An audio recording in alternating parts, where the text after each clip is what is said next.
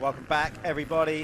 This is it then. We are getting ready for the Lifeline's fastest 40, incorporating the Leah MX1 title. Psyched. The MX1 title, brought to you by Leah, has already been won by Harri Kullas. The Apico MX2. It's pretty close, isn't it? It should go the distance. It should go to the last race between Jamie Carpenter. He's on the GRT Impact KTM. Took over the red plate from Tom Grimshaw after Hawkstone. Tom didn't have the greatest weekends at Hawkstone. No. He's now got to bounce back. 2 races to do it. Yep. 2 opportunities. It's a challenge. Oh, there's Jake Nichols, look. It's a challenge when you've got a mixed class, especially for the MX2 boys. Anything can happen. Absolutely. Anything can happen. This is tense times, you know. I'm feeling it. You're making me nervous, which is great. I'm feeling it. I'm feeling it. It's good. Because I don't know if the lads can hear us. They probably shouldn't. No. We're probably making them feel more nervous. That's our job. There's Jamie there. Build atmosphere. Well, he's just polishing his red front plate. Maybe that's a psychological edge. Thinking, oh, if Grimshaw's watching, I'll just pat the... Give this a bit of a buff. Yeah. There's Mara. I'm the one with the red plate. Wow. It's going to be good. I feel tense. I'm excited about this because we are going into unknown territory here. We've got the best riders in the country on an awesome track. None of them have ridden it. And a good lineup as well. A great lineup. Like I said, we got Bobby Bruce back. We got Conrad here. We nearly had Bobryshev here, but obviously that's ongoing with political world views and whatever. He's got a new passport, but they still wouldn't let him ride. So unfortunately, he couldn't be here. But we have just got a stacked out array of British talent in MX1 and MX2. It's going to be an absolute ripper. Tommy's back. He will want to keep up to speed. He's got, obviously, another championship to try and wrap up next weekend. Then, of course, he has got Redbud. He's been selected for the Motocross of Nations. Some would say, well, okay, you know, they've got Josh Gilbert was in for contingent as well with that. Tommy never really has to prove a point. He still gets hounded by social keyboard warriors saying he doesn't justify it. How they think that, I don't know. Mental. He's the British champion, current British champion. He's had a great year. Who's better than him? Who's better than him? There you go. You know, so I think the most controversial one, like you've got Josh Gilbert has been strong. Yeah, that's what I'm saying. Strong. So, but you know, Tommy will want to keep up his momentum all the way to that and put in a strong showing over at Redbud. Which of course is coming up at the end of the month. There's Jake Nichols coming out of retirement. He retired about a quarter of the way into the season this year, and it's now been announced that he's going to be working with the Crendon Honda team and doing an academy team next year. Yeah. There's the colours. It's basically the True 7 yeah. Honda Academy team, and Charlie Heyman will be on that. He will. Along with Callum Green, I believe. Yes, onto 250Fs.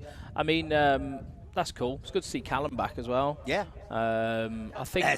Sorry, just had to, because Tony Craig, it's just great. He loves it, doesn't he? Yeah, still going strong, the rider from Scotland, as you were, Callum. I think it's a good thing to develop, like, that side of it, you know, like have more of a feeder pro team. We don't really have that, do we? I mean, it's there in roundabouts, but it's nice to have separate colours. There's Neil Prince and Charlie Putnam. But it's it's a good thing. I think they're doing a good thing with the True 7 thing.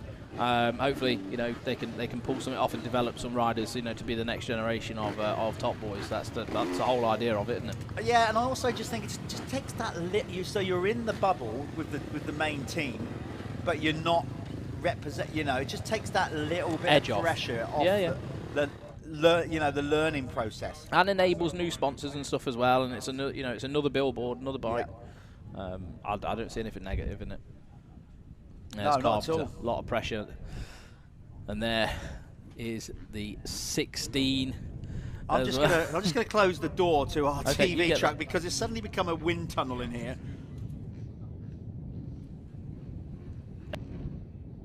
You're muting me. So yeah, so Jamie Carpenter and Tom Grimshaw on the number 16 Chambers bike. They're going to be going at it. It's GRT Impact KTM versus Chambers Racing. Who's going to come out on top? That is going to be the question. MX1's already sewn up. Kullas took that at Hawkstone Park, so the pressure's off of his shoulders.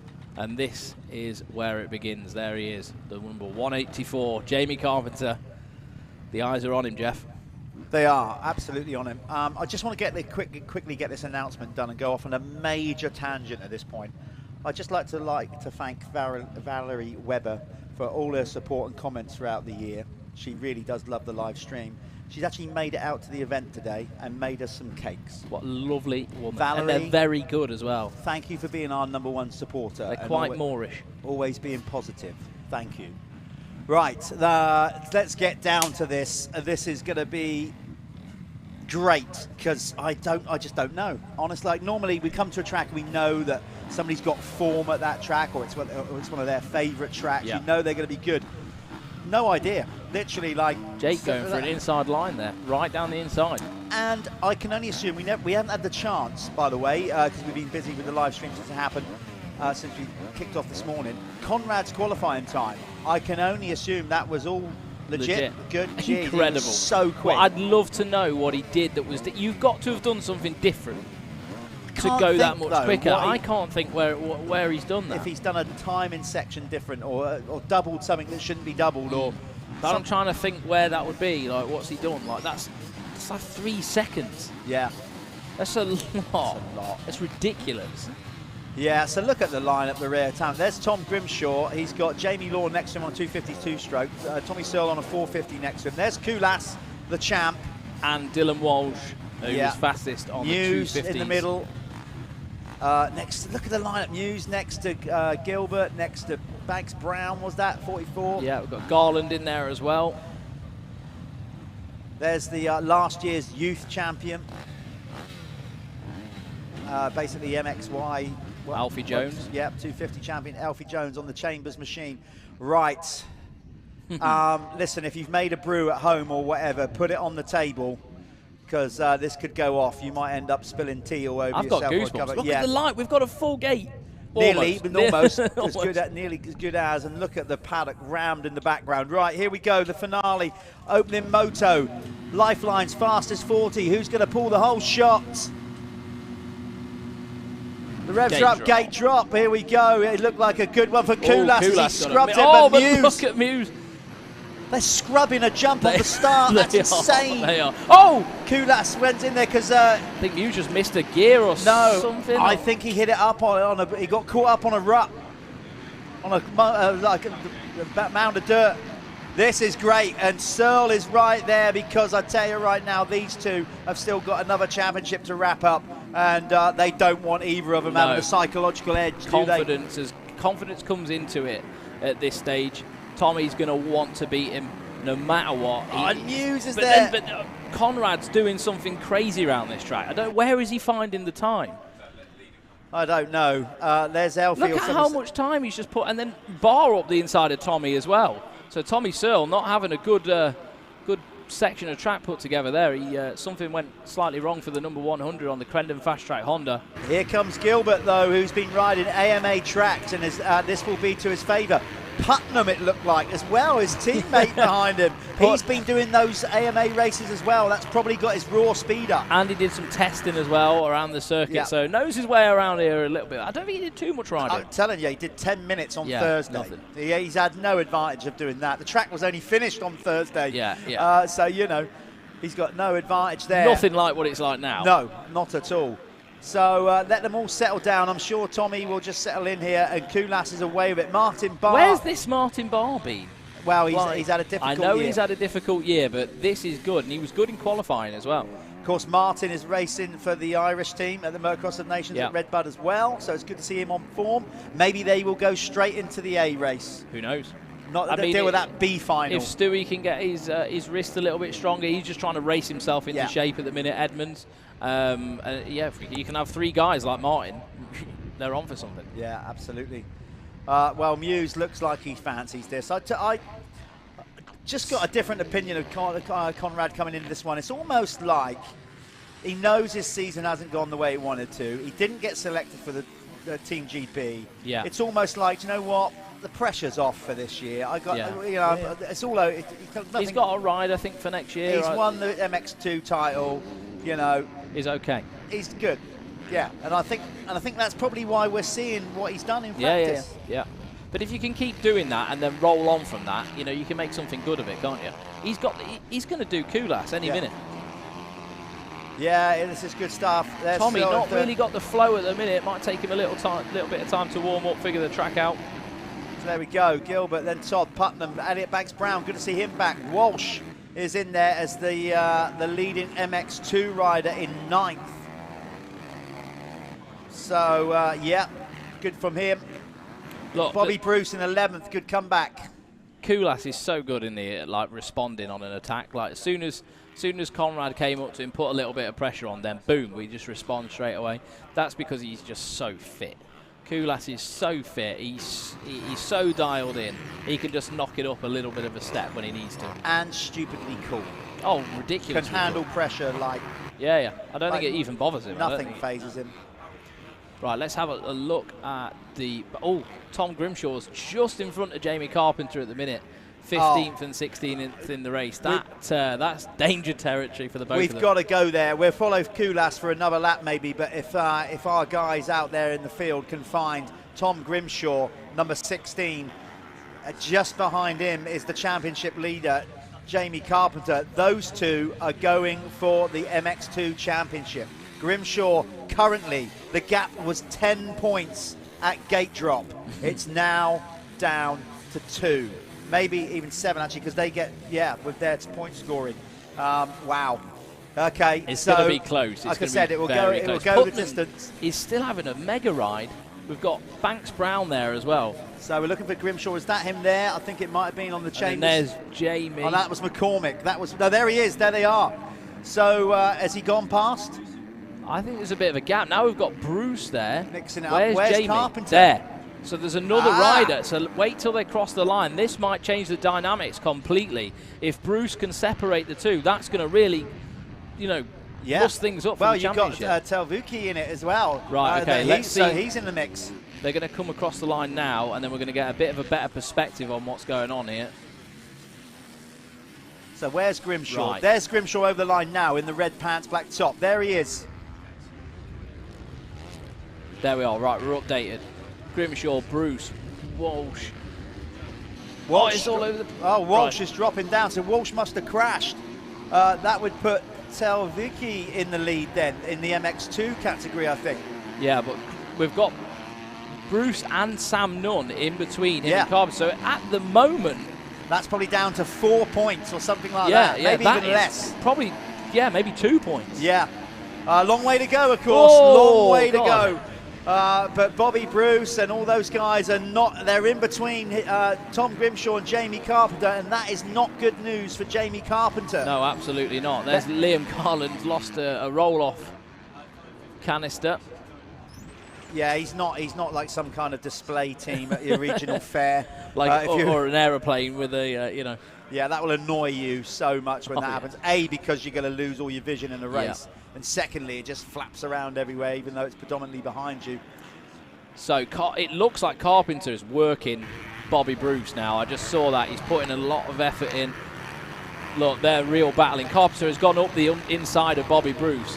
And I'm just looking at Sam Nunn now. Sam Nunn's having a blooming good ride. Yes. And he was really good last weekend at Fox Hills as well. I'm telling you right now, Sam Nunn, he has put together a brilliant year, and he has been straight up unlucky. Yeah, for sure. He's had issues, people crashing in front of him, occasional technical problem. We've got a technical problem there as well with the Apico Husqvarna. Sam Nunn moves into the lead in the MX2 category, I think, doesn't he? Yeah, he does, and then that changes everything again. Not quite. No, we still got Talviku's in 10th.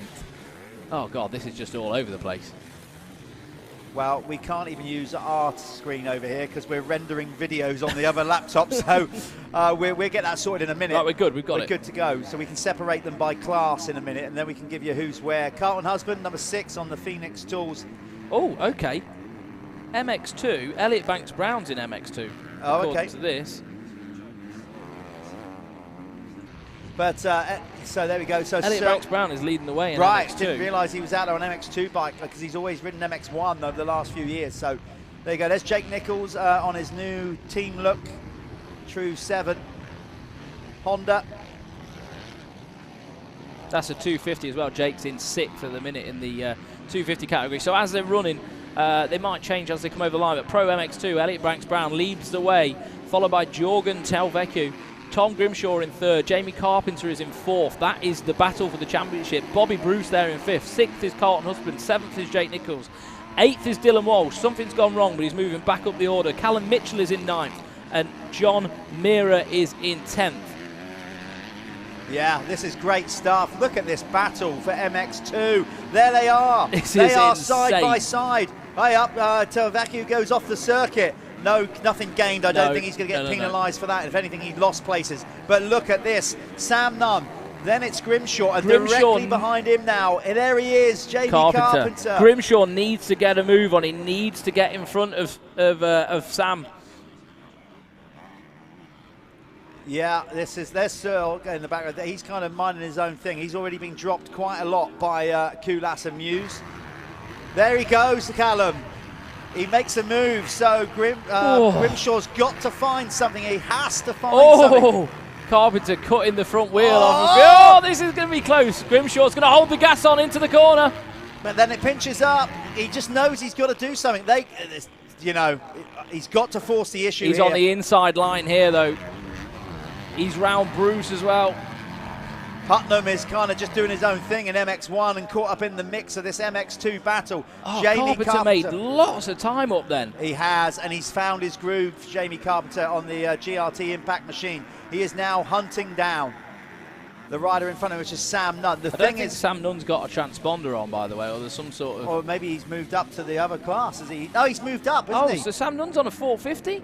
Yes. Suddenly I remember now, somebody told me that. So for the final round, he's gone up to a 450. So this is even closer than we thought then. Yes. So Sam's been riding MX2 all year. Okay. For the final round, they've pushed him up to a 450. Okay. Because I think he might be riding the 450 at the coupe. Well, let's eradicate him from the conversation then. Yeah, there's... Okay, so... Here we go. Conrad is coming back towards Harri Kullas. The gap is down to 1.7. Jorgen Talviku has passed Elliot Banks-Brown on that lap as well. So Banks-Brown's going to be just dropping back a little bit towards this battle between Carpenter and Grimshaw. Bobby Bruce is also in there. There's loads of factors. Yeah, there's loads of factors. We're just trying to pick up our race leader. It's all got a bit mad out there. There's Tommy Searle in third, still being hunted down by Martin Barr, who just about keeps it on track. That was close. That was close. Look at that turn up the top, the way Barr went over the top of the hill. He's riding super good. Martin Barr is back to his form. The guys are down there ready to water the track, but I wish the guy in the water bowser could move out of the way so we can see that corner. So there's Grimshaw. He's now coming under pressure from Carlton Husband. Remember, Carlton Husband took his first ever pro race win last time out with us at Hawkstone. Grimshaw's got to find something now. He has to find something and bite back. Bruce is in front of him. Carpenter's getting away. Like, you've got to focus. This is time to shine. Yeah, it's slipping away. It's slipping away, as is Jamie Carpenter, who's starting to pull away ahead of him. Grimshaw's got to dig deep. He's got to find something, or he's got to do some kind of praise to the gods to make something happen. Yeah, big time. I think, I'm thinking Bruce might start tiring in a minute. He hasn't been racing. You know what I mean? Like, maybe that's going to be, a passing opportunity, and he's going to be on the back end of Carpenter again. But I can't see Carpenter tiring. Carpenter's going to keep pushing this till the end. He has indeed. Not a good sign. Tom Grimshaw looking behind him. Never a good sign if you want to be charging forward and you're worrying about who's coming up behind you. Or maybe that's an injustice. Maybe he's just having a little look around him. See who's there before he rolls the dice. Carlton. Carlton's not really in the championship. We're good. Yeah, but right now, so like I said, the young Estonian Jorgen Talviku is leading the MX2 class. Here we are. Mewse is laying it on. Yeah, the unflappable Harri Kullas won't mind. He's found a few seconds, so he's a second quicker on his best lap. And last time round, he was also around about a second quicker. So Mewse is wound up the wick, and he's on the back of the 151. Yeah, you got Petr Petrov there in behind him. He's tucked in behind them. I think he went off track or into the pit box, has come back out, and is just trying to tag on to these two for maybe a bit of raw speed. The rider, you can see on the Kawasaki, is not actually in the lead. No. the lead battle here. Sorry, it's Harri Kullas. Kullas finds something on that part of the track every time. They're going over that sand jump in the middle, like, you know, the mound. I don't know why. He just seems to be able to find a little bit of pace. But then Conrad's way quicker out the back part of the circuit. So it's sort of like to and fro-ing a little bit at the moment.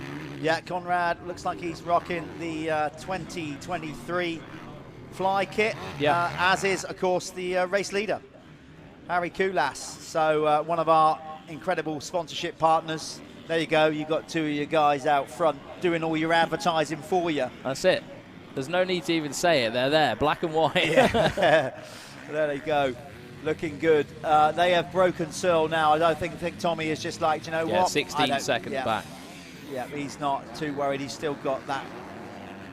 Like I said, he's been going at it all year with I think he would have wanted to do something, though. Maybe, I don't know. We'll have to find out. See, he might come out in the next race with a little bit. But maybe he's just using his first one to learn the track. Maybe he's got a lot to lose. He's got a lot to lose. We've seen it before, and then he bounces back in the second moto, digs deep if he has to prove a point. He knows. Listen, Harry's already won the championship, so that makes a big difference straight away to Tommy's mindset. He's like, well, I've not won the championship, so I don't really have to. There's no money on the line. Yeah. So here we go. Mewse gets a hell of a drive round the finish corner. He's going to have to. He's going to pinch him off as well. He gets it done. Outside to inside. New race leader, Conrad Mewse, with a trailer park move round the outside. Gets it done. We've got a new rider in the conversation for next year in MX1, that's for sure. Good. Yeah, seriously good. Good. I hope Conrad does more races in the UK and certainly comes and races all the MX Nationals next year. I'd love that.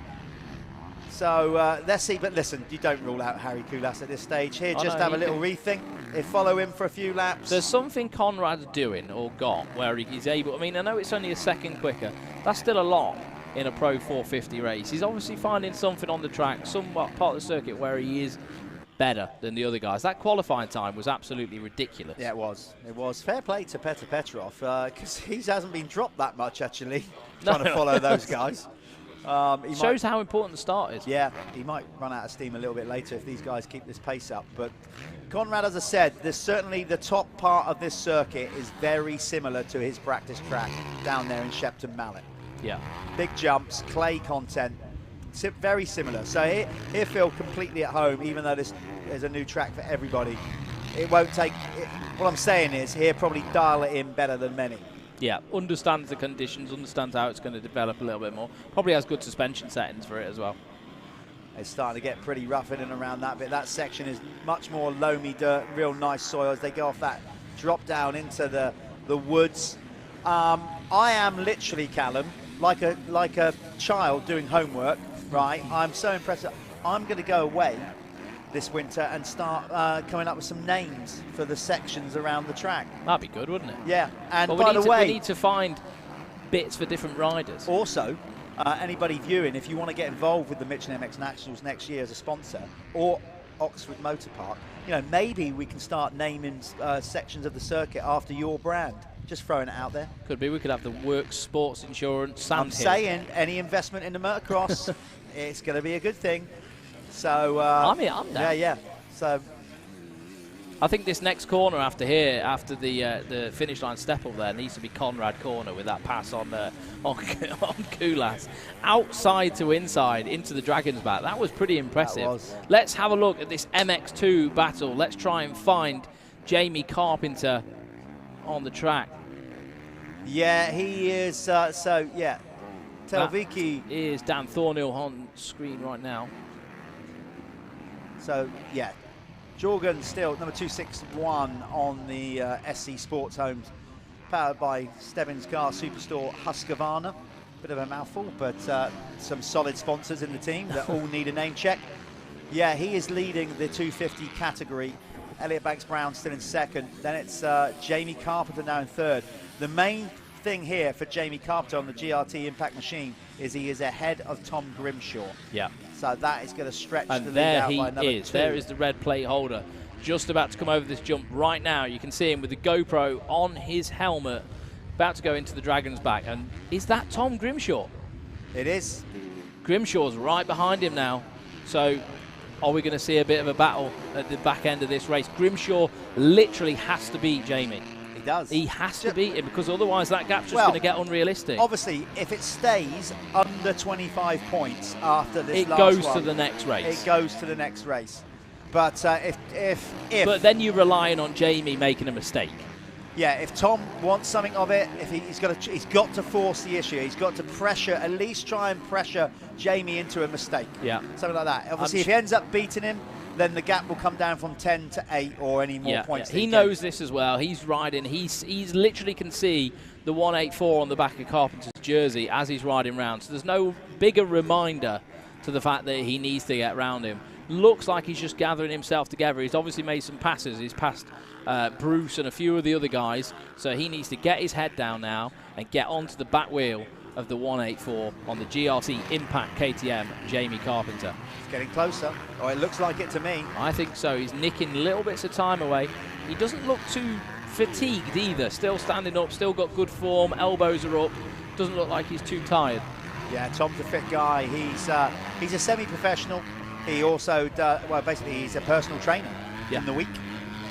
So let's just say that Tom Grimshaw is in good nick. Oh, for sure. And as are all these guys. I know for a fact Carpenter works harder than 99% of people in the world at this to just, race domestic British motocross. And that's just amazing. We need people like that. Carpenter he's a grinder. He's a grinder. They're starting to close in a little bit on Sam Nunn. It won't make a difference because Sam, well, it would have done it up until this round because Sam, we got that a bit wrong, didn't we? Has been MX2. But Sam could slow Jamie down a little bit with him trying to pass him. That might just also just bring in a new factor into this one. Up and over that step up, then up and over the huge tabletop here. Sort of the highest jump on the track, as in the actual height of the dirt, let alone where you are in the air. The face is like you're just approaching a brick wall. It's frightening. Yeah, it's walking the track was hard. Did you walk the track? No. I walked the track with my son, with Cooper, and I was like, he was on his stay stick, and I was like pushing him up the ramps. I was like, come on, Cooper, full gas, because he's dragging me up. Yeah. No, I never get a chance. I didn't get a chance to do that. We were obviously just all hands on the pump to get ready for the first race yesterday. It was tricky to walk up the takeoffs. Yeah. So what was the gap last time around? Did he gain? Just looking at the. So did Tom Grimshaw go quicker last lap around? Let's have a look. He did. Slightly. Yeah, he did. He took a tenth out of him. So he is closing. What are we on now? We've got time to go. We've got 4 and a half minutes to go. This is game time. We're going to see a battle for the last lap. He's just got, The main thing is keeping the pressure on. That's the thing. Like Jamie can't be allowed to rest. No. If Tom wants to get this done, he's got to keep him honest all the way to the flag. I mean, as an outsider, it's amazing if either of them win this title. It's brilliant because it's their first time. This is super special. What you're watching here, guys, for these two riders, Jamie Carpenter on screen now, it is the most special moment of their lives probably so far. Yeah. It's equivalent to childbirth. I wouldn't want to comment on that. I've never had one. Joking. I'll take your word for that. I mean, it's going to be a special time. Yeah, absolutely, like you said, a key moment in any rider's career. Winning your first race is obviously always the most obvious and memorable one. Winning your first championship. I remember Jamie's. I think was that last year, maybe? Winning your first championship, whether it's a club championship, whatever it is, that's obviously another notable one. But winning your first ever pro championship, that's one that will always stick with you. And he's getting closer, basically, to getting it done. Grimshaw wasn't really in shot then. I don't know. I think Jamie may have just... I think he's gapped it out. Got a few tenths that lap round. It's so on this circuit though. It's so easy to like make a bit, lose a bit, make a bit, lose a bit, because the lap's really long. It's 2 kilometre lap, and you've got lots of factors. You've got sand, then you've got hard pad, then you've got clay, then you've got like this section's watered, this corner's slippy. Like you can just make a mistake. It's going to cost you 2 seconds. Easy. Well, it's cost Grimshaw. He's definitely lost ground on this time. Let's see the lap times as they come over this time around. I'm sure he went slower that lap around. He lost a second. Over a second, 1.3. So the gap goes out. Carpenter now Yeah, effectively nearly 5 seconds, nearly 5 seconds ahead now of Tom Grimshaw on the Chambers Gas Racing team. Well, basically it's Chambers Racing team, and the lads ride. They had a choice really. They ride either a Husky or a Gas. Yeah, they're just Austrian. You can see by that some of them prefer the other bike. I think like they do feel different, don't they? Yeah. As much as they're the same bike technically, they do feel different. I think they're a little bit closer now with the new bikes, with the 23 models, because they're all sort of using the same subframe and frame. But on the older models, which they're using because, you know, why not? There's a lot more parts available, I think, for the 2022s. There is a difference between the bikes. Look at Kullas. Fitness. Told you he wouldn't go away. He just won't. He's so strong. And they're 32 seconds ahead of Tommy Searle at the minute on the 100. And Martin Barr still there in 4th, look. Only a few seconds back. What a ride. That's good for Marty. He's going to finish the season strong, and it'll be good for his preparation for the Motocross of Nations happening at the end of this month at Redbud, arguably one of the most picturesque venues in world motocross. It's basically like building a motocross track on a golf course. Yeah. Oh, Kullas is doing quite a few goggle pulls at the minute. Well, he's getting roosted, isn't he, at this point? He's right in the firing line. They're both representing the Goggle Tech, Goggle Bob goggles, so they're in good hands when it comes to nice clear vision. Kullas wants it. He's got, like I said, it's actually in many ways this is kind of good for Harri Kullas, because although he's won the title, like we said, he's got other championship to try and wrap up. Yeah. And so having Conrad here, it keeps him honest. For sure, yeah. It's going to keep him on his toes. Yeah. Do you know what? I wish we had some sort of betting app that we could like do little bets with each other on. Maybe we'll get something coming in the future. Just thought I'd drop that in for one of my mates. My mate's developing it at the minute. It's going to be coming soon. Paul Searles, just drop that in for you. And then me and Jeff can have little 10 quid bets throughout the day. You know, obviously with the guidelines with betting and all that, but you know, you can place bets in other sport. Why not motocross? We need something on motocross, don't we? There we are, Paul. I'm going to get you in touch with Neil, and we're going to get something sorted out for 2023. There we are. There's Martin Barr on the Apico factory racing Husqvarna. Probably one of the best performances I've seen out of Martin Barr for a long, long time. He looks unbelievable, and I'm sure he's going to be super happy with this. He's not too far behind the 100 of Tommy Searle on the Crendon Fast Track Honda. He's creeping.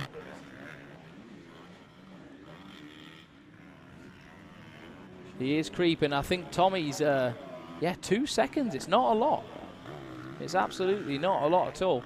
Martin Barr is definitely going to be happy with his performance and his team. I know, like, Edmonds is coming back from injury. There's a few things gone on. Like, you know, even Martin all year has been sort of riding back into shape, and it's probably he's going to be very happy with leaving here, in good form.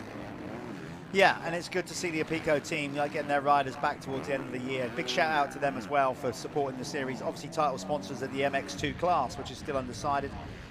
So we thank you, Apico, for all your support into the series as well. Like Dylan and Scott and the guys down there, nice one.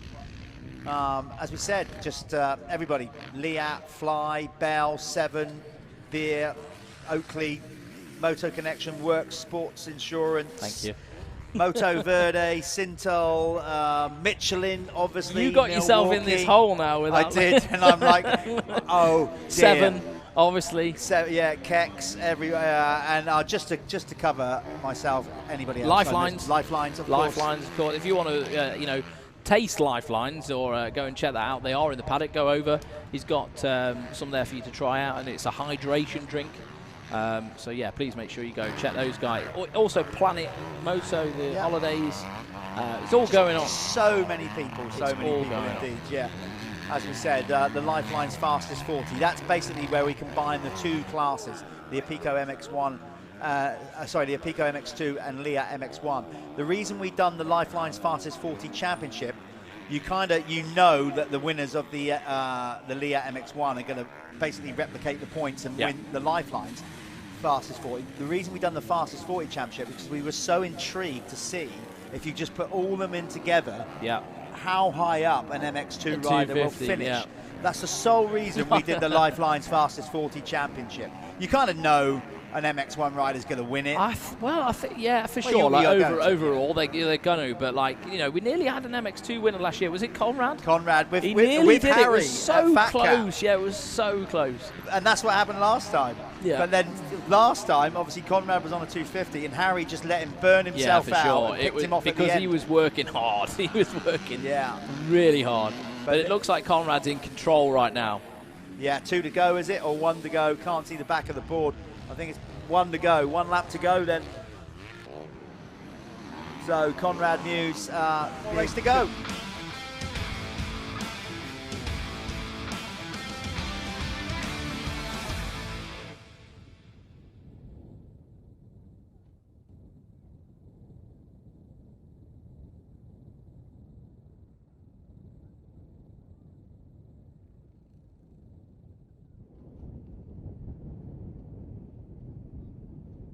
Okay, here we are, back live action, live cameras. We have got the Lifeline's Fastest 40 riders down there in the waiting zone. I'm not sure if we've got a camera down there. Maybe we'll switch to that in a minute if the guys are down there.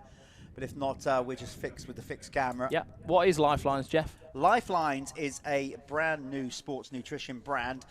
Basically big on hydration, but also, you know, other stuff as well. You've got, you know, power bars, all those kind of things. Dave Hamlet is working on a load of stuff. He's got a lot of experience in the industry. He comes to every round, offers up. You can taste, sample it. Yep. Feedback's good. We've got a lot of riders signed up, a fair few riders to the brand. That's good. And yeah, go and check them out. Lifeline's. So they are the fastest 40. So basically, that's where we put the combined scores of MX2 and MX1 together. Just as, like I said before, the real reason we've done that, we kind of know that an MX2 rider is not going to win the fastest 40 championship. It's pretty much always going to be the front runners of the MX1 class. But it's interesting to see where, you know, at the end of it all, where the lead 250 rider actually ends up. And obviously, it's shaping up to be the lead 250 rider is going to be either Jamie Carpenter or Tom Grimshaw. Well, we've got a camera down there. That was Jorgen Talviku. Then there is the Crescent cab screen. Rider of Harri Kullas. There's Tommy Searle getting ready. Always got a bottle of water in his hand, Tommy Searle, and he's always drinking. If you notice that, a lot of people don't notice, but a lot of these athletes to get a lot of water down. Martin Barr, great qualifying, and also a great first race.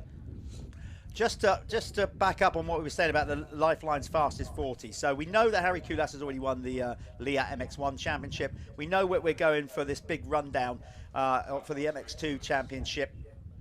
But Pico MX2 Championship. But the Fastest 40, this is where it currently stood coming into this weekend.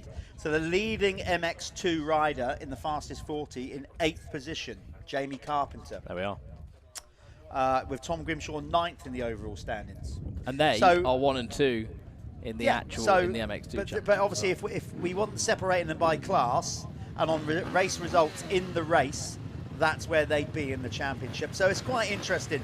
Good to see a couple of 250s breaking into the top, for sure. Top 10.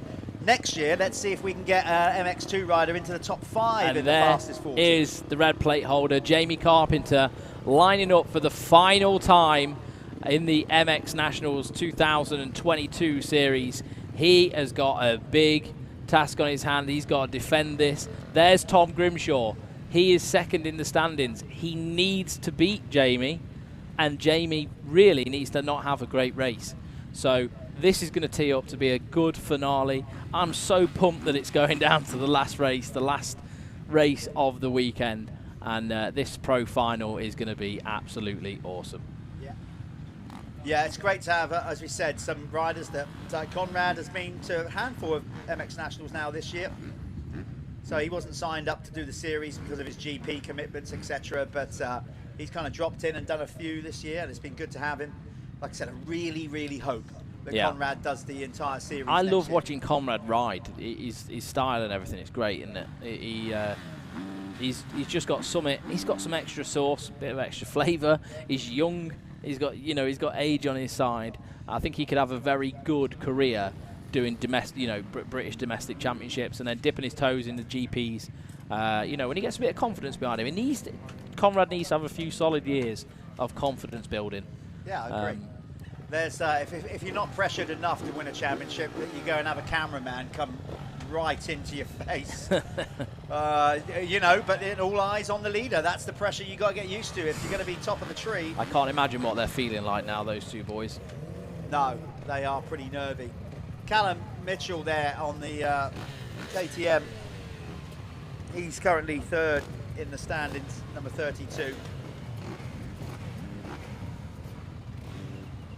But he's not mathematically, I don't think, got a chance of winning this championship.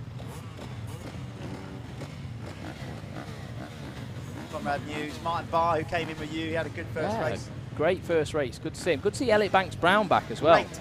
On a 250 as well. Yeah. Doing a bit of same as 47, Jake Nichols. Yeah. Going back on a 250. They're older guys now. They want to be doing, probably having a bit of fun. It's funny that we call like nearly I know, 25 it's mad. minutes of putting your body through absolute hell is fun, but incredibly it is. And also older guys at the age of 30. Yeah. Like There's something very addictive about motocross. It absolutely gets under your skin. The challenge, I think that's the thing of knowing that you've accomplished it and you're out there doing it. It's a big thing.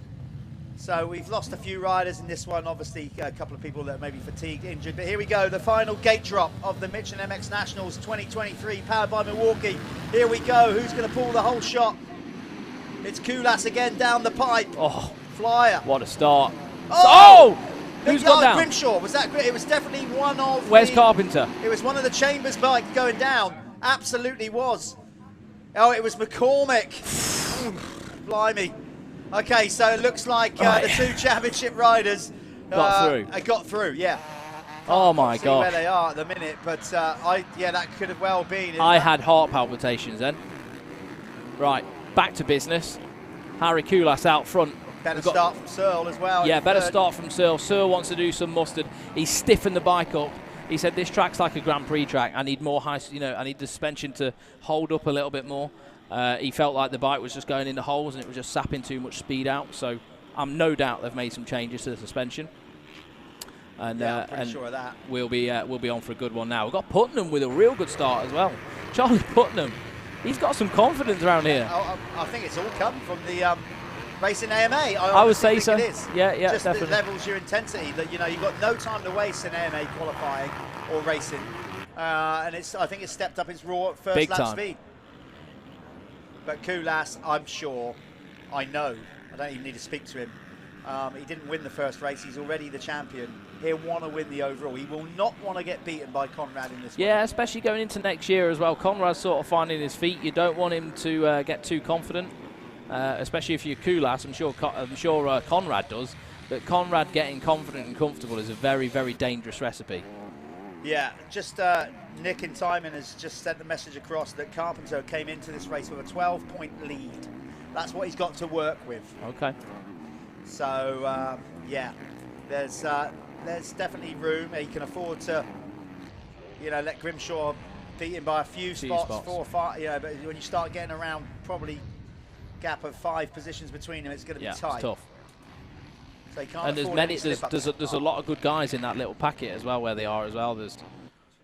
That was so nice how Kullas went over that thing. He just turned up on the dirt. So on the annoying. Little preload over that what was actually formed as a braking bump. Just used it as a preload to jump over the top. Made it like a little mini step up. Charlie Putnam's. That's Gilbert. I was thinking, what Putnam's staying there? But he's only a few spots back. Yeah. So this is, look at him all lovely up on the pegs, looking immaculate in that fly racewear.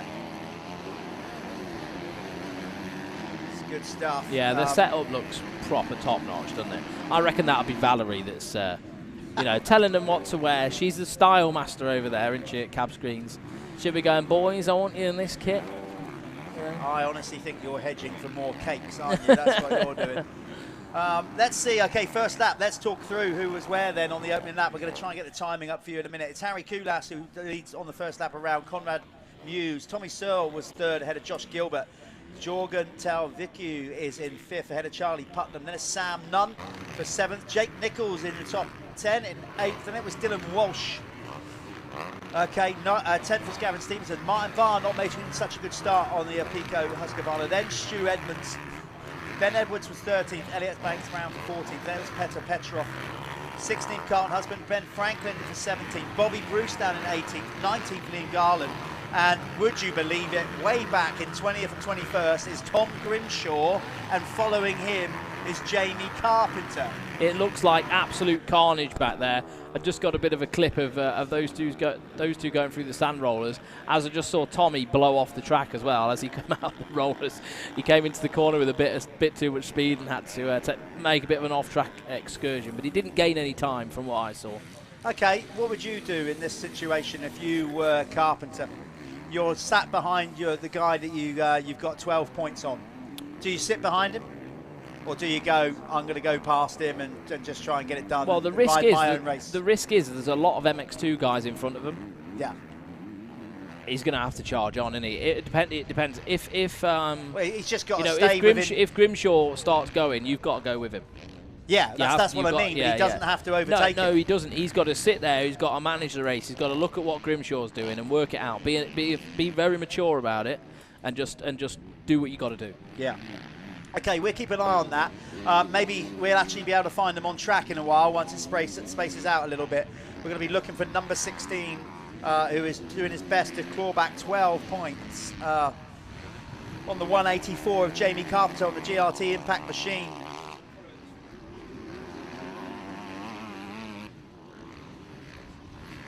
Tommy looking good in red. Actually, I like all that red kit, red bike. It's kind of like the old HRC team of the 80s. Doesn't it? I can see what he's on about, though. I think even still now, the suspension on his bike looks a little bit soft. Probably settle for a bit more comfortable, normal style British Championship tracks. That's what they do all the development and testing on, of course. And yeah, the back end of that Honda just sitting a little bit low. But that's just something they'll have to work. They know that now for next year. Like, this is a track that I imagine this is going to be used for top championship racing. Oh, I don't doubt it is already. So, yeah. Our MXN TV co-colleague Ben Rumbold, who steps in and we do the Revo British Championship together, he is just text saying because he loves a good points, doesn't he? Yeah, he loves a spreadsheet. He's a man of facts. He's at figures. home scribbling away. He's not even here. Mate, well, he's ticking away. He'll be ticking away through his program. He's texted me because he loves it. He's texted me to say there's 12 points is the difference between a first and an 8th place. So basically, it would take Grimshaw to win the race, and then obviously Carpenter to finish in 9th for the championship to swing Grimshaw's way. That's a big ask. Yeah, big time. Tommy looks a bit more comfortable in this one, do you not think? Yeah. He seems to be like, he's not too far off those two guys. They're not actually, he's gapped him by a little bit, but he definitely looks a little bit more in control. See Putnam there cheering on Josh Gilbert. Yeah. Yeah, Clinton, a massive integral part played in putting this track together. And you know what? He'd probably have a go at me for saying that because he wanted zero recognition. Well, I don't care. Yeah, he deserves it. Yeah, he deserves it. Because without basically all the time and effort and investment and that they've put into it, this wouldn't have happened. So whether you like it or not, Clinton Putnam, thank you. Congratulations. Yes. Here we go then. Tommy Searle is he's been gapped basically. Kullas and Mewse. It looks like Tommy's just using this as a shakedown, maybe for he's got the Motocross of Nations coming up. I wouldn't read into this if you're thinking that Tommy's selection. If you're thinking that Tommy's selection was the wrong one, don't read too much into this. He is just having a little shakedown. Mark my words. I mean, I had a chat with him a bit ago. He wasn't feeling the best. But Tommy will tell you that. If he's not like on his groove, he'll openly tell you. He's honest about it. He said he just, trying to find a bit of comfort with the bike and himself, I think. So say what you want, and some people do, and they think he's been our most successful rider for the last decade. He's phenomenal. 3 times in the world. He's represented Team GB on so many occasions and done so well. Many times people say he didn't perform.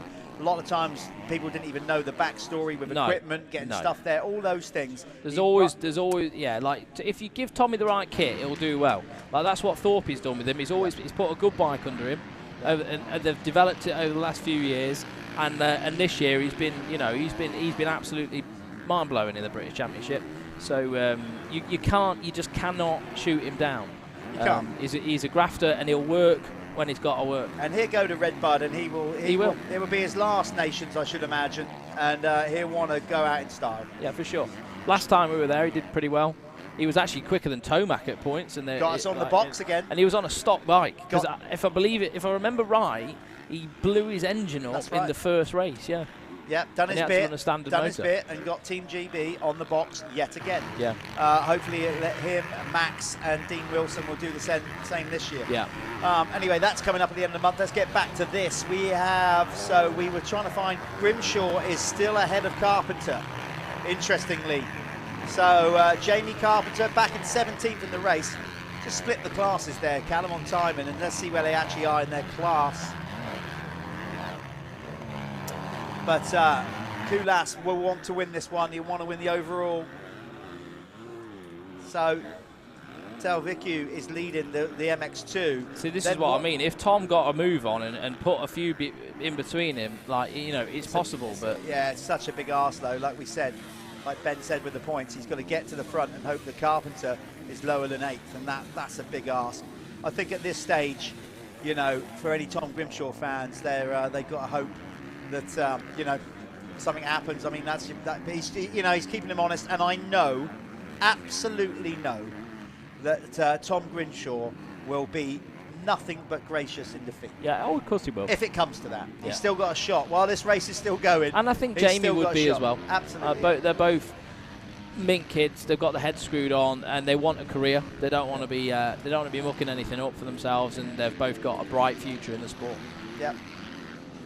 There's Ben Edwards. Good to see Ben, rider number 3. He was our expert champion last year, and he could have stayed down in the experts. Yep. Didn't. No, he's doing all right. Decided to move up to the pros, and like I said, travels so many miles. He lives way up there, above Inverness. Yeah. And he's always that would be crazy, wouldn't it? Yeah, him and his dad and the rest of his little team always here, smiling, good to go. They're normally one of the first ones here. It's probably because they have to set off on a Wednesday. So it's great to have the Scottish riders. And while we're on that subject, by the way, Stuart Flockhart and everybody up there running the Scottish Championship, well done on a great year. The guys have got a bit of backing from Milwaukee as well, one of our co-partners. And Stu and the team up there, you're doing great stuff for Scottish motocross. Keep up the good work, my man. That's nice. That's very nice of you, Jeff. Well, he's doing a good job. Credit where credit's due. That's very true. So, Billy McKenzie won the Scottish MX1 Championship this year. Did he? Yeah, so Billy's still going strong. I'd like to see Billy at some of these races next year. Maybe we'll see him. Yeah, I think he'd do it, wouldn't he? I think, he's a working man now, isn't he? Yeah. He's not riding full time anymore, but it would be good to see him come along and show his face. It's still good to watch. One of the best memories, well, the worst memories, but very vivid memory of Billy McKenzie was at Donington MX Nations when he stalled it, and we just fell off the podium, and we were just watching that Cass Honda not fire up, and he was kicking and kicking. I think the bloke was in tears. Yeah. And I remember just seeing flames coming out of the exhaust, because you remember the old Card 450s. Yeah. I remember the moment. Could not get it going. Everyone was just like head in their hands. Remember it well. But do you know what? He did his best, didn't he? And it was just one of them things. It wasn't to be. Etched out a brilliant career. All said and done, you could argue that. Well, he was unbeatable in Japan, wasn't he? Yeah, multiple British Championship. Yeah, maybe his GP career didn't quite go how he wanted to, but one thing you got with Billy McKenzie was always 100% effort. Oh yeah, for sure. A commitment. Right, there he is. He's trying to get it done, but he has just got Jamie Carpenter sat behind him. There's Tom Grimshaw on the Chambers Racing gas, doing all he can. That's the only thing he can do is focus forward, finish as high as he can to try and get this championship done. But as each passing lap goes by, it's becoming more and more of an unrealistic task. Conrad now 6 seconds back off Harri. So Harry's having a good one. Told you, he might, he could go, do you know what? Won the championship. Doesn't matter. But it does matter. And like I said, he's got, another championship to try and win next weekend. He wants to keep on his A game, keep everything flowing, keep that momentum moving. I think, obviously, same for Tommy as well. But a little bit I think Tommy's in, I would say, subconsciously, in a bit of a reserve mode. Yeah. Do you not think he would never voice that, and he probably doesn't even feel that, but he's probably in a sort of a let's not do anything daft. let's not do anything daft. There's a few quid on the line here. You know what I mean? Yeah. Let's get it. We need to get this done, and you can't just stop racing and do nothing going up to that date. Well, I mean, for Tommy, it's a big thing. Obviously, we all know the reasons why he couldn't ride the Vets Motocross Nations. Vets or VMX Nations at Fox Hill. So he's on. It's his contract to go and win a British Championship for Honda. And he's paid to win a British Championship. He's paid to win a British Championship. His bonus is to win a British Championship. Yep. He's not going to go and throw it away here riding if he's not feeling comfortable. No. When he's got to go and seal the deal next week. He's a little bit closer than he was the race before, though, so it's good to see he's obviously worked a few bits and bobs out. I think he's 13 seconds back off Harri. We're almost 15 minutes into this race, so he's closer than he was before. So he's obviously worked some bits and bobs out to feel a little bit more comfortable. Josh Gilbert's still there as well, a little bit off Tommy though for the minute. So fourth place for Josh Gilbert. Jorgen Talviku, he's on a 250. He's just behind Josh though, but he's leading the way in MX2. Dylan Walsh is second in MX2. Jake Nichols is third in MX2. So good ride by true 7 rider Jake Nichols. Bobby Bruce is there in fourth. Elliot Banks-Brown, nice to see Elliot back to pro racing, is fifth at the minute. Tom Grimshaw, Jamie Carpenter, Ben Franklin and Charlie Cole. That is he's in 9th in MX2. And in 10th is Callum Mitchell. Top 10 in the Pro MX1, Harri Kullas, Conrad Mewse, Tommy Searle, Josh Gilbert, Martin Barr, Sam Nunn in 6th. 7th is Stuart Edmonds. Better ride for Stuart, he's going to be a bit happier than that. 8th is Charlie Putnam. 9th is Petr Petrov. And rounding out the top 10 for the moment, Dan Thornhill. And he had to come back, he's had to ride through quite a lot of riders. I think Dan was one of the guys who fell off on the start of this motor.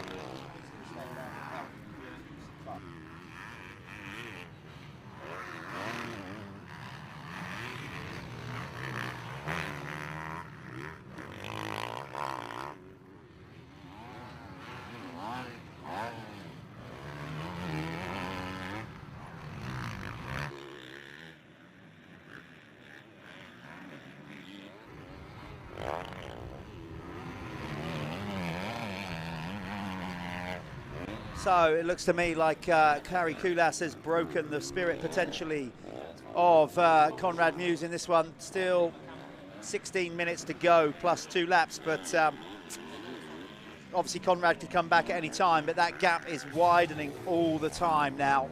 Harri Kullas is winding it on, stretching his lead at the front. Tommy Searle is 18 seconds back now off the leader. Josh Gilbert as well. They're followed by his young teammate. Jorgen Talviku is currently in 5th and the lead in MX2 rider. He's got 3 seconds on Dylan Walsh, so maybe we'll try and pick up on that battle shortly. There he is, there's Jorgen. I think that's Jorgen there. Yeah, so 3 seconds back is Dylan Walsh. That's the battle for the MX2. Yeah, let's get eyes on the 53 on that Revo 7 Kawasaki. Obviously 7 being one of the series supporters as well. 8 minutes Sorry, to our go. timing was lagging. It needed refreshing. 8 minutes to go, not 16. Yeah, I think we were 16 minutes into the race. Gotcha. But then it flips over. But okay. 8 minutes to go. There we are. There's Dylan Walsh on the Revo 7 Kawasaki. Look at that gear in that Ethica 7 gear. Pretty cool stuff. That was what Ben Wainwright was rocking that as well. 7 do some nice collabs with different brands, and that's the Ethica one. Available at any shop that stocks RFX products.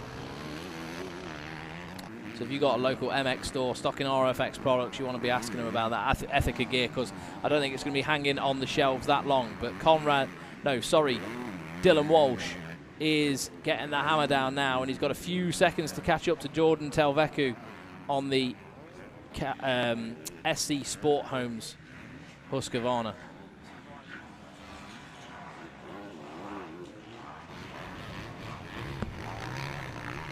He's moving, Jeff. He is. He's always good value on to watch, Dylan Walsh.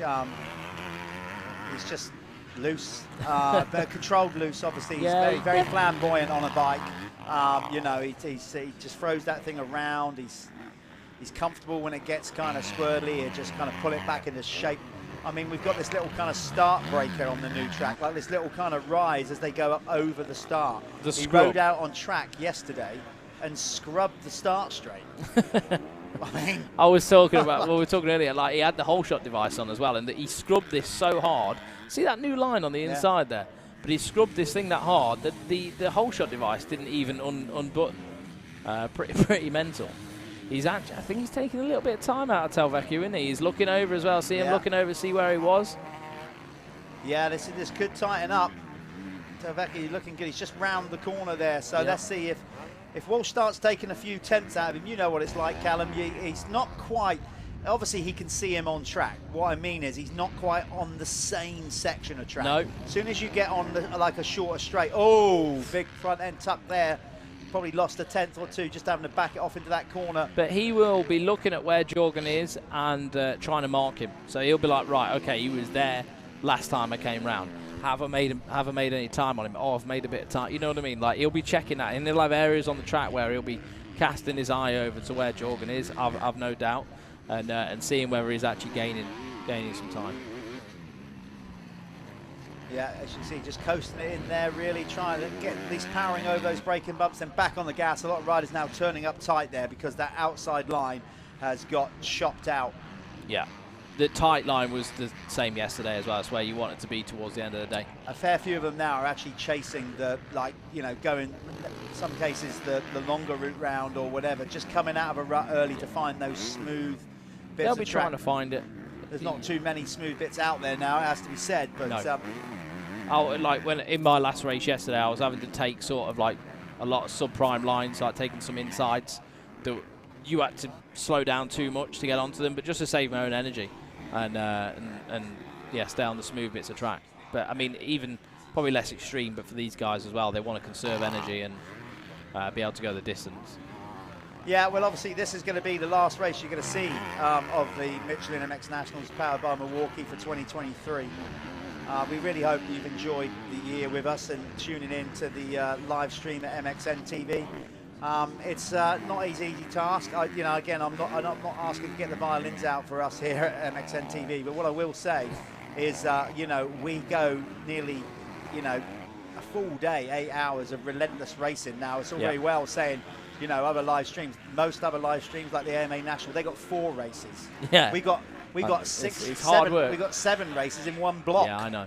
It is tough. So we do get the occasional little technical hiccup. We also sometimes don't always comment on the actual racing. If the racing is settled down and nobody's overtaking, we try to highlight, bring industry people in, you know, those kind of things. So for those of you that think, oh, you know, why are they talking about that? We concentrate on the racing. Trust me, if the race gets hot, we're on it. Yeah, if nothing's happening, we like to bring guests in and talk a little bit about the sport and the industry. So hopefully you guys will understand that.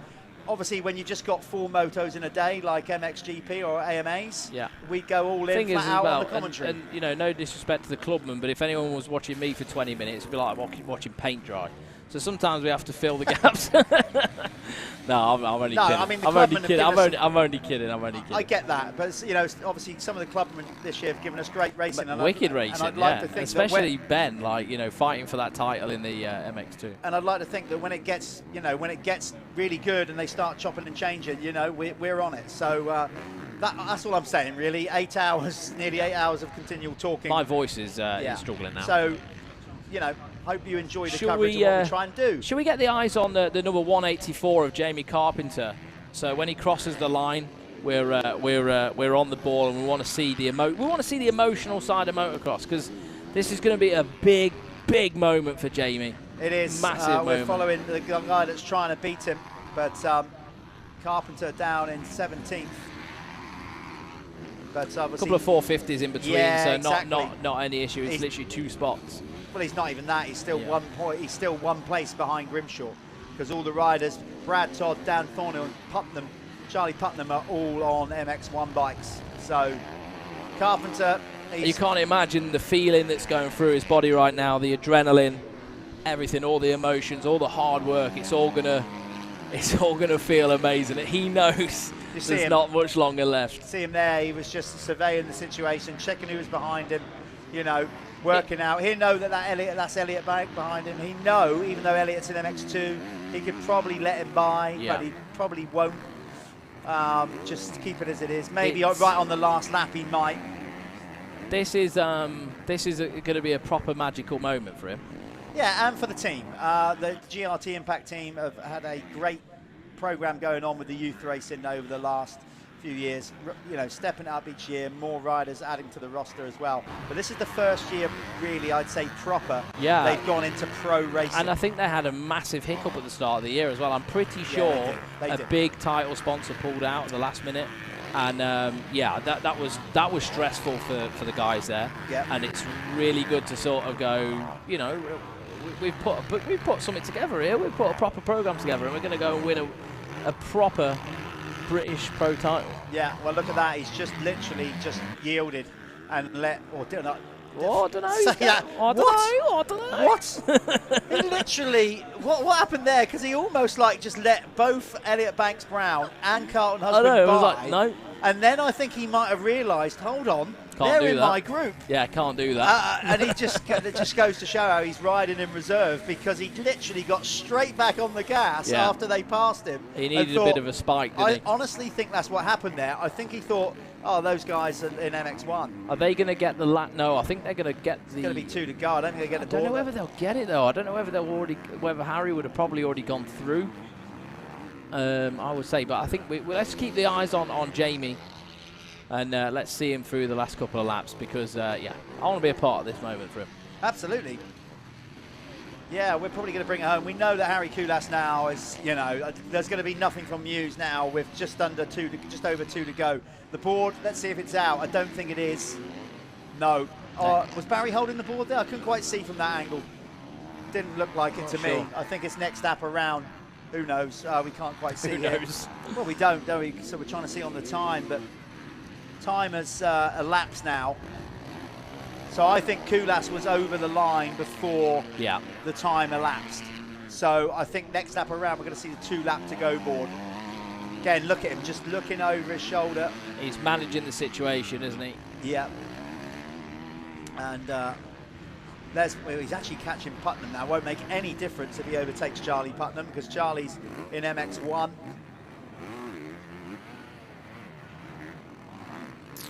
All right, okay, so Mel Pocock Sr. just dropped me a message. It was Impact who stepped in. Yeah, totally. To save the team Impact, when they lost the other sponsor. So I'm not going to mention this sponsor. It's not fair I don't know the situation. But yeah, Impact stepped in. Yeah, they did. At the 11th hour, became title sponsor of the team.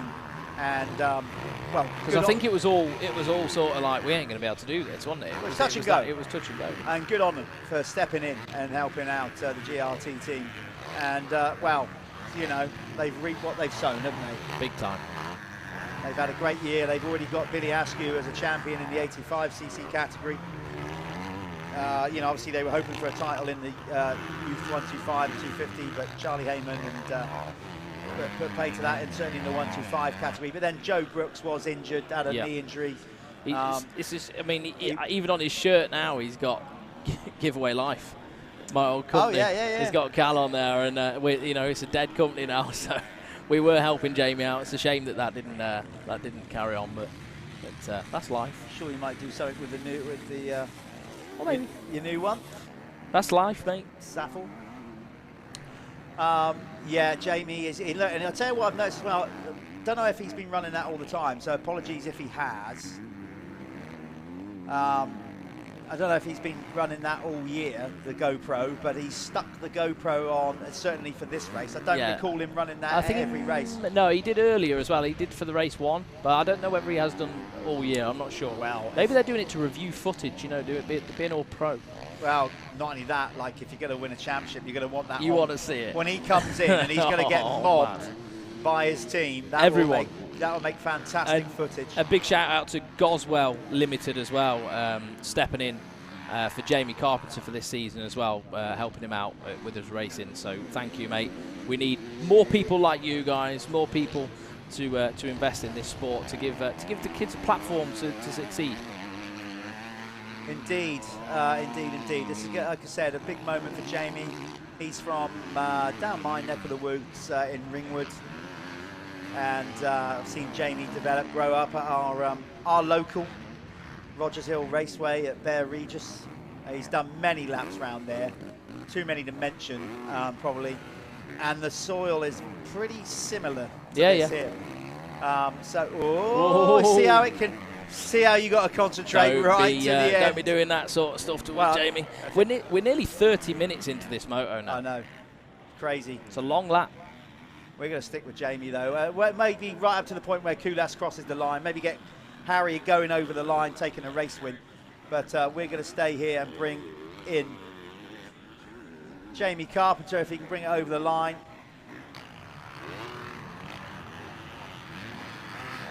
He's got Elliot Banks-Brown behind him. Even if Elliot went by him at this point, Elliot's riding in the MX2 category, it wouldn't make a difference. He could maybe let 4 or 5 riders go by him at this point in his class and still win this thing. I think he knows it, but he will be getting all kinds of boards. I'd love to be able to get, unfortunately we don't have a camera facing the right angle. I'd love to see what's written on that pit board. Oh, I would too. On the last lap. There's Jamie again. We need a little static pit board cam, don't we, next year, guys? Just make a note of that. Make a little note. But there's Charlie Putnam, who's had a great ride. There's no doubt that, really brilliant. cracking. His dad's going to be chuffed with that. Yeah. Yeah, and like we said, there's no doubt that since he's been coming back from America, that Charlie Putnam's raw speed has definitely gone up. Quicker and quicker. A couple of notches, isn't it? I think he'll, if he can keep this momentum up, he can have a top season next year at pro racing. There's Dan Thornhill on the second cab screens out of 3 of them actually, because Sam Nunn's moved up to this class as well. So Sam Nunn also riding MX1 this weekend. So, but that was. Yeah, let's try and find Harri Kullas, number 151. Try and get him crossing the line, and then we'll shoot back to Jamie Carpenter as well to try and catch the tail end of some celebrations. Putnam made a bit of a mistake there in front of them. They're starting to all pinch up behind now, basically behind Jamie Carpenter. He won't care about that one bit. He knows he is 1 lap away from winning his first ever pro national title. There we are, Harri Kullas. There it is, checkered flag. Just in time, guys, just in time. Race direction, just doing that perfectly. So he takes the race win by 11 seconds over Conrad Mewse, might be even more at the end. So he's going to win the overall. Kullas, the champ, going out in style. Mewse is going to get second. And this is the shot. This is the money shot as they come over here. Let's see the reaction of Jamie Carpenter live on MXN TV.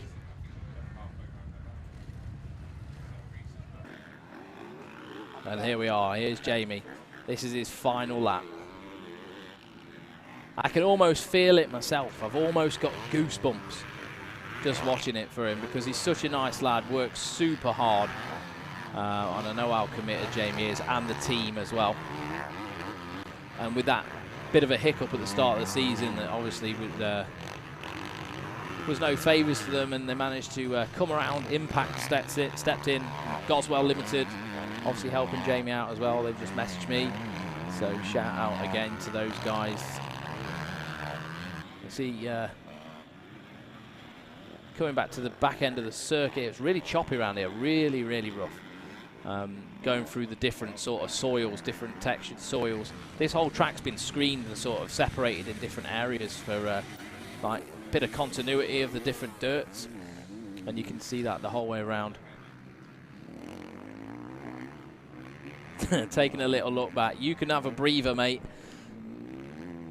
You can. Right now, he's got. I tell you what, there's all the crew back there are just like, just get it over the line. You know, Jamie will be, no doubt at this point, you know, not now maybe, but before that, the last lap, thinking about the bike, you know, just bring it in, bring it home. Here it is then, your 2022 Apico MX2 champion, elite. It's Jamie Carpenter getting it done. There it is. Look at the, wow, he's just buzzing. Look, the big panic rev. All the camera guys down there. I don't know if we can keep it on him. He's going to come straight over the winner's circle. So we're going to get out there now and speak to the winners. Me and Callum are going to do this, and we'll sign off this stream from out there, try and get the raw emotion of what's happening. We'll come back to you shortly.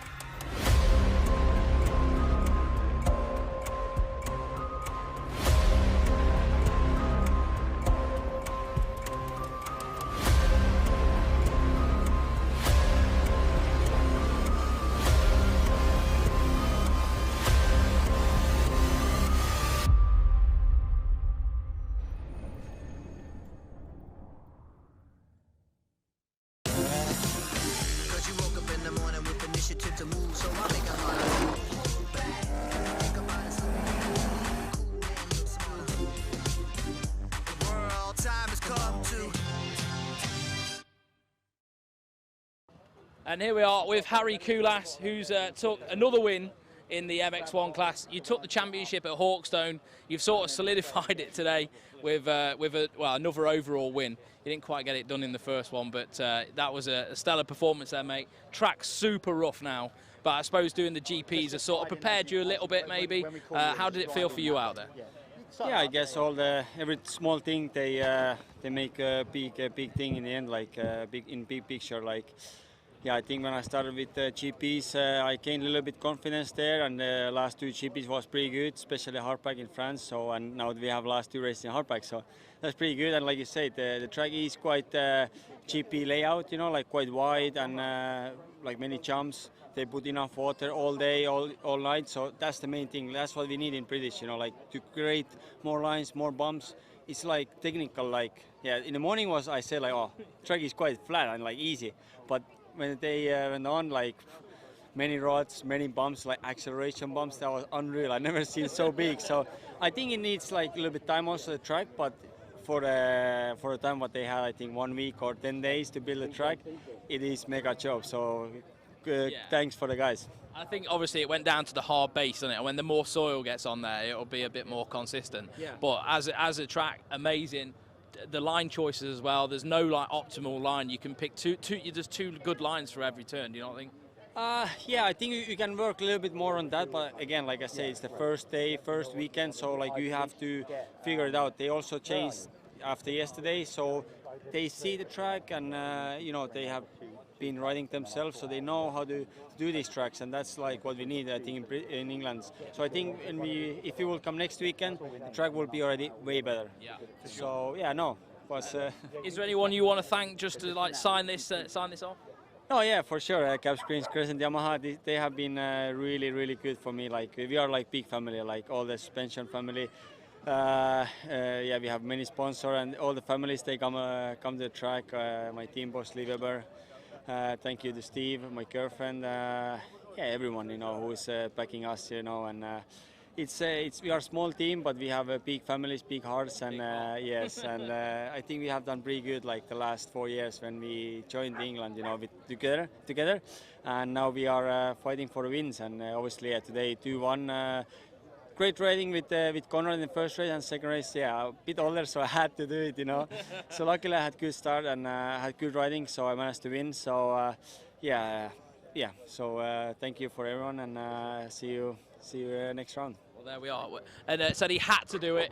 It gives you a bit of motivation when you've got to get the job done. That's Harri Kullas, the MX1 winner of the day and MX1 champion, and elite champion, and every champion.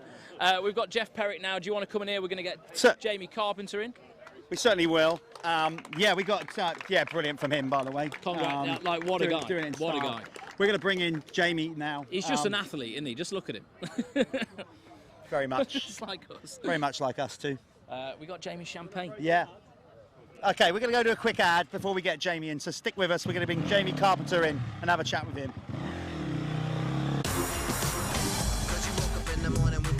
To move, so I make it harder. Think about it, so many people do be cool and look smart. The world time has come to.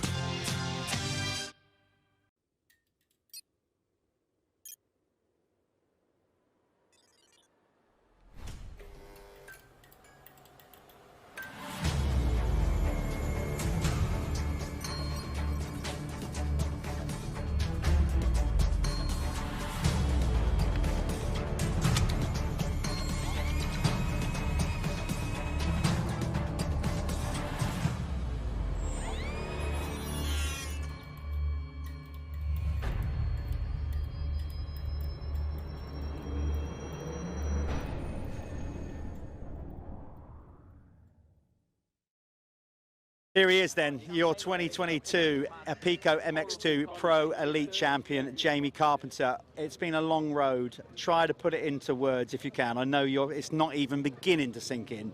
You're already doused in champagne. You're going to get doused again. Lead us through your emotions right now. Yeah, I struggle to put it into words. It's been a long road, many injuries. It's been a great year, but a tough year. Little do people know, Thursday I was on my hands and knees at a practice track, kind of dizzy and didn't even know if I'd be riding after a crash. So yeah, to come here and get the job done, yeah, I can't put it into words. It's amazing. Talk us through those last few laps. You know, we could see that you were calculating it. There was a funny little moment on the last few laps. You kind of let Banks Brown by and Carlton Husband by, and then you kind of, did you then realise, hold on, they're in my group, and then you just suddenly accelerated back past them? No, Carlton was getting lapped, but okay. me and him have got a bit of a thing going on. I'm over it, but yeah, he felt the need to when I was lapping him. Kind of put me off the track, which I let Elliot by, but then I got Elliot back. Luckily, he stayed away after then. So, no, yeah, just calculated, trying to get the job done. But yeah, we did it. Yeah, you're looking behind all the time. So obviously a new team this year, you know, regards of you riding for them. First time the team, GRT Impact, have gone into the pro ranks. I mean, you've rewarded them. What a year. Just try to sum that up with how it feels for you and the team and what you've got to say to the team.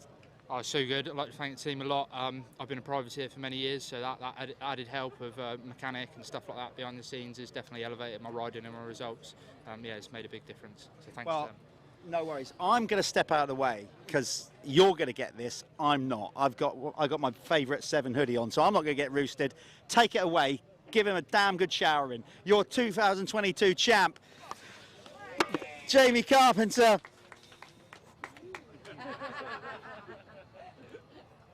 It stings the eyes, doesn't it? It does sting the eyes.